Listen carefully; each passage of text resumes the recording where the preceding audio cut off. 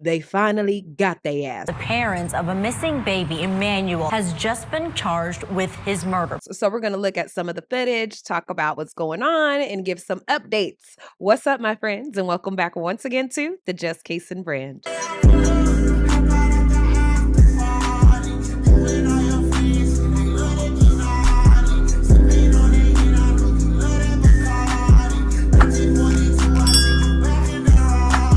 I'm your homegirl, I'm your tia, I'm your prima, I'm your cousin, I'm your friend, I'm whatever you need me to be down here at the Just Casing brand. If you're new to the neighborhood, welcome on in. What we like to do down here is talk about important topics that are happening in the news, social media, online, anywhere that we can see. We don't get to stealing people's information. We don't get into topics that ain't already been released. We keep it right where it's at down here at the neighborhood. So if that sounds like your vibe, go ahead and subscribe to the tribe. And if you're already a member, you know I was coming with part 3. I was so happy to hear that they were charged. I hope that both of them really have to do some time. And I don't know what makes me more mad. Rebecca being 41 and Jake being just 32. And even though she was an older woman, she still made the bad choice to mess with a man like this. Or knowing that Jake was in control enough to not put hands on the 16-year-old that was in that house, but he had to put hands on a 7-month-old infant. And he couldn't get control of whatever emotions he had going on because he was on drugs. Probably both of them was on drugs, if you ask me. And what that sound like, neighborhood?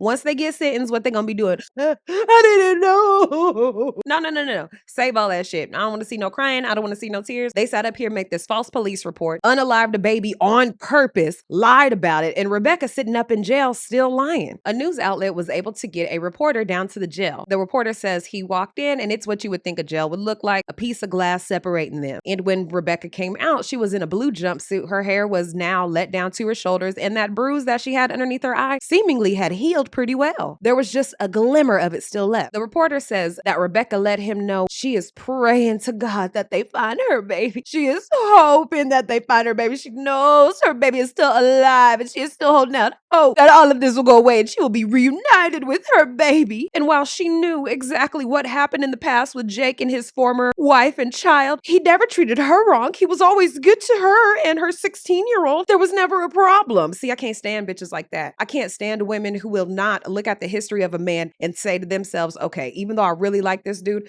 I know that this type of history is not one that I can look over. Of course, we're not saying that any mistake somebody makes is something that makes you have to judge them harshly and be like, oh, I ain't gonna be with you, I ain't gonna talk to you because you sat up there and you didn't pay that penny down at the Piggly Wiggly, did you? You just down there thieving and conniving. We're not talking about that. We're talking about when someone has a history of altering a child's state, altering how a child grows up, changing the chemistry of a child because of their bare hands and whatever they were going through to where they put hands on a kid. That ain't some history that you just overlook and say, oh, well, he's treating me right. I don't believe that he would do that to me. If he did it to his own flesh and blood, if a man isn't good to his mother, you know that ain't no good man for you. If a man don't take care of his kids, hell, if a woman don't take care of her kids, you go into that lady house, it's all dirty, them kids running around looking halfway groomed while she got on the latest of everything in a lace front. Oh, that ain't no good person. See, this ain't things that you just overlook. These are things that you have to take into account when you're deciding that you want to procreate with somebody, or else you run into shit like this. And what I think Rebecca is doing is starting to zone out. Now she got to make up her own reality like Casey Anthony and them, that crazy ass bitch who killed Selena and them, and say, oh, this didn't happen.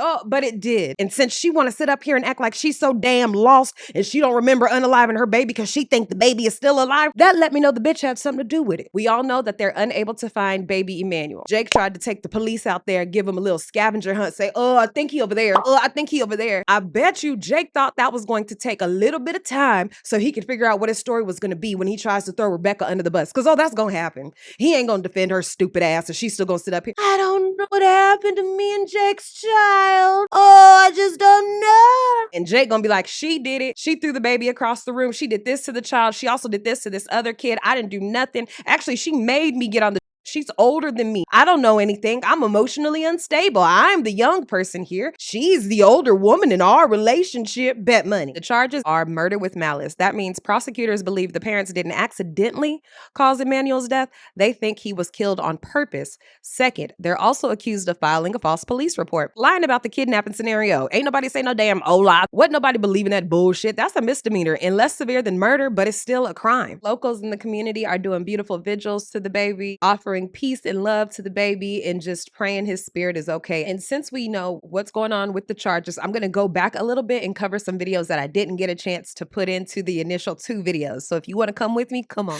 I'm in Ukaipa with the other kids playing youth football, and she had to run down here to Big Five to buy some equipment for her stepson, specifically a mouth guard.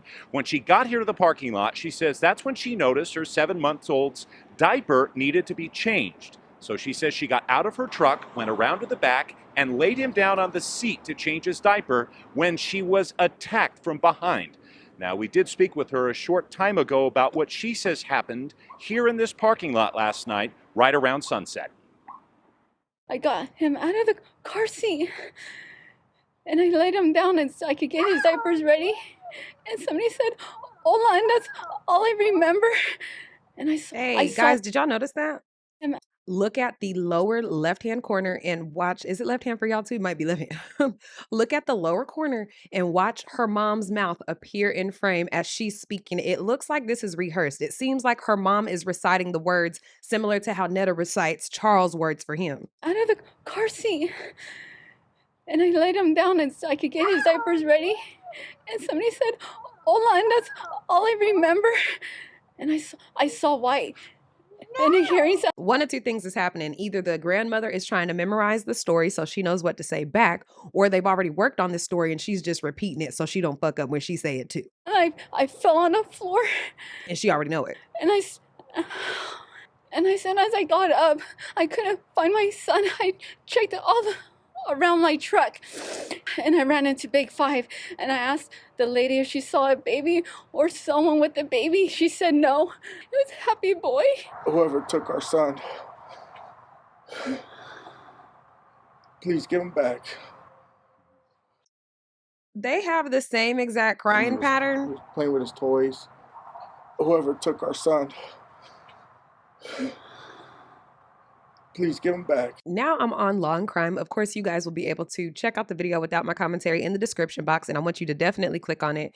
They actually have professionals on the ground who are getting into the search around this area where Jake was at too. Joining us now once again is missing persons private investigator Steve Fisher, who has been following this case on the ground in Southern California. And Steve, right now you are where we see these images of Jake Haro yesterday with law enforcement. They weren't able to find Emmanuel here. What are you seeing? That law enforcement official who's the closest to him, you can tell he's like, stop lying. Is he out here or not? Because if he ain't out here, we ain't about to keep you out here. Your ass going back to jail. So what's up? Is he here? All right, then come on, let's go. Let's go. Because you playing. I could tell. Out there right now. Only detectives at this point know what Jake Haro told them in custody that got him the opportunity to go out to this area. Mm-hmm. And there was this hope that this was, in a very sad case, potential that we could find Emmanuel's remains, and it didn't happen. I guess, what do you make of that? Because, at this point, Jake Haro was accused of being, he looked right into the camera as if that there was a kidnapping, so he's not someone to trust. But what do you make of the fact that nothing seems to have come of that whatsoever? They would have left search and rescue out longer, they would have left the canines out longer. We saw detectives searching out in the field for a while. I don't know, maybe they weren't looking for some other type of evidence. Maybe it had been moved. Maybe there's a cell phone. Maybe there's something else, although they did have, canines out there. So it's really, it's strange. It seems like they gave up fairly quickly or lost faith in his statements fairly quickly. Steve, the next question is a pretty morbid question, but that's the direction that this story's taken now that it's a murder investigation.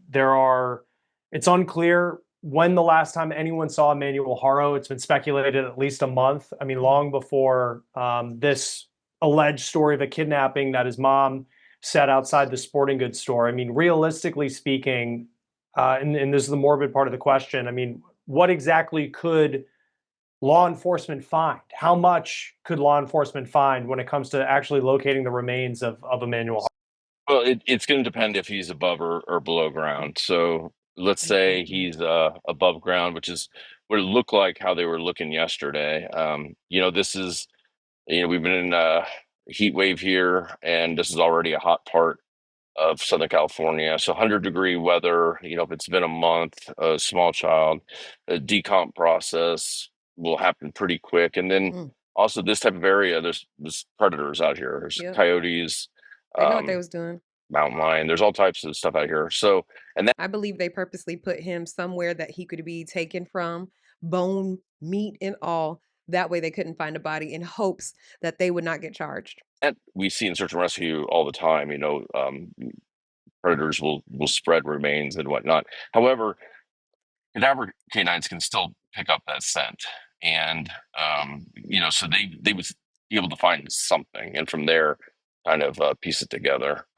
We've hit the pause button on this testimony to bring you some breaking news out of California. The parents of a missing baby, Emmanuel, who's been the subject of a nationwide search, has just been charged with his murder. Both of those parents have. The police arrested Jake and Rebecca Harrow in their Southern California home on Friday.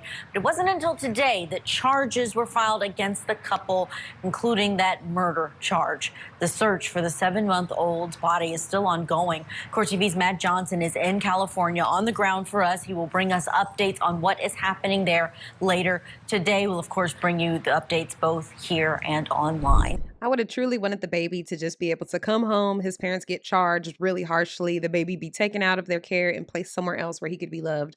I hate that it has to be an ongoing search for the child. And it's seeming like even if they don't find a body, the judge, jury, everyone is still going to try and push for them to be charged as if there was one, for the simple fact that this is Jake's second offense. This is also an infant.